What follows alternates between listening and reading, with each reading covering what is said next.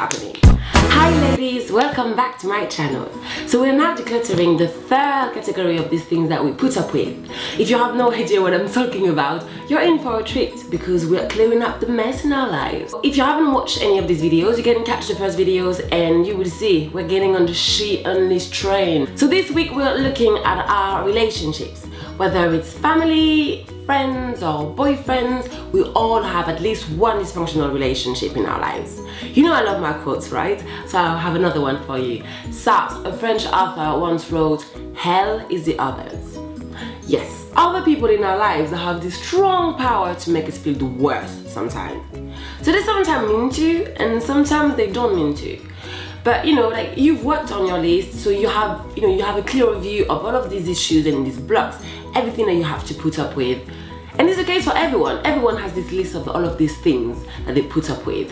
So there's no wonder why our relationships together can get so tricky sometimes, because we all have our own battles, all have our own struggles. But it's still important to look at the relationships that bring us pain and anger and any negative feeling really, because some are part of these things that you don't have to put up with. And I know it can be very sensitive when it's about the people we love, right? But it doesn't make it less necessary. Like I said, we all have at least one wrong relationship. Looking at friendships, it seems to always be the oldest ones that are problematic. Am I wrong? Why? Because we put up with them for the sake of history. Oh, but she's been my friend for ages. Her and I, we go way back, way back. We did everything together.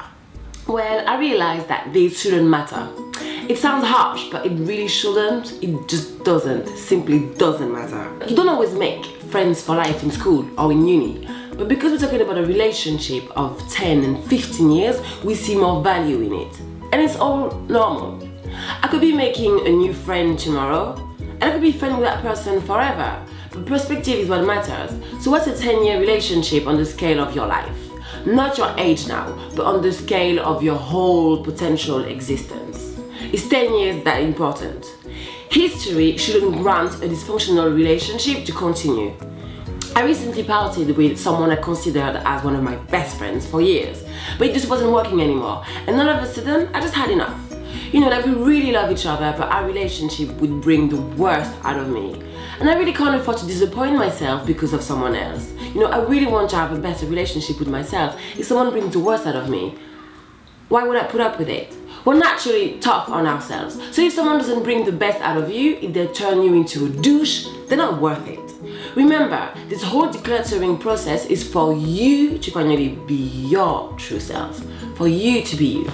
In my case, I actually realized that we had grown apart several years ago.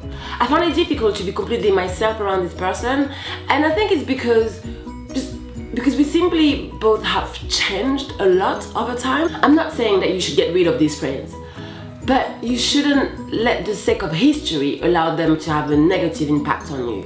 Life is way too short for that. So if that's your case, if that happens to you, confront them.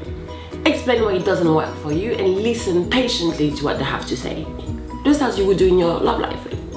Maybe you both have some work to do, and maybe it's going to be for the best actually. Or maybe you'd be better off without each other. Ask yourself if you would be a friend with that person. If you were to meet him or to meet her today, would you be as friends? Quality over quantity. You don't need masses of friends. I trade 10 for 2 amazing relationships where we share similar values, ethos and feelings. I've decided to look for soulmates when it comes to friendships.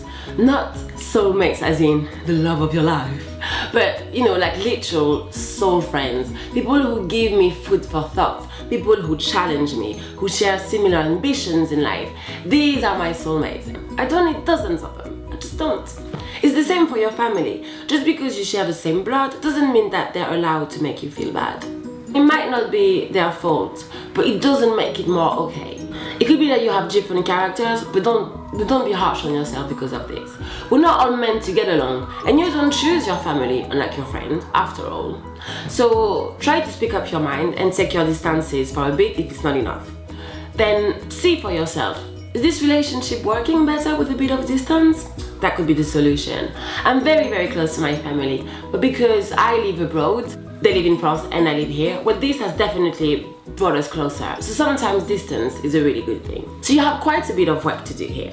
Think about these relationships that hurt you or that bring the worst out of you. These relationships which drain you. Think in details about why it's not working. Then find the courage within you to have a conversation with these persons. It's never fun. It's not going to be fun.